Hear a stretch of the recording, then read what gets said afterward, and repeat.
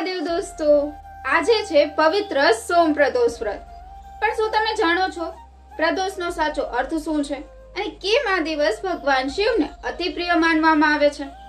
પ્રદોષ વ્રત દરેક મહિનાની કૃષ્ણ પક્ષ અને શુક્લ પક્ષ ની ત્રયોદશી તિથિએ મનાવવામાં આવે છે। આપણા સનાતન શાસ્ત્રો મુજબ પ્રદોષ એટલે દિવસ અને રાત વચ્ચેનો સમય, એટલે કે સૂર્ય અસ્ત પહેલા અને પછીનો સંધ્યાકાળ।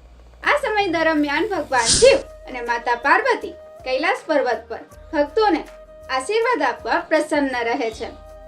જો આ પ્રદોષ સોમવારે આવે તો તેને સોમ પ્રદોષ વ્રત કહેવામાં આવે છે।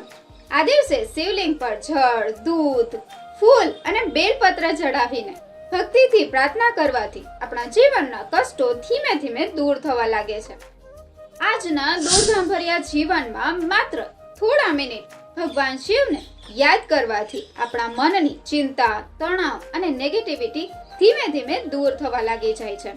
તો મિત્રો, આજના પવિત્ર સોમ પ્રદોષના દિવસે કહો ઓમ નમઃ શિવાય અને ભગવાન શિવ પાસે સુખ અને શાંતિનો આશીર્વાદ માંગો। ધન્યવાદ।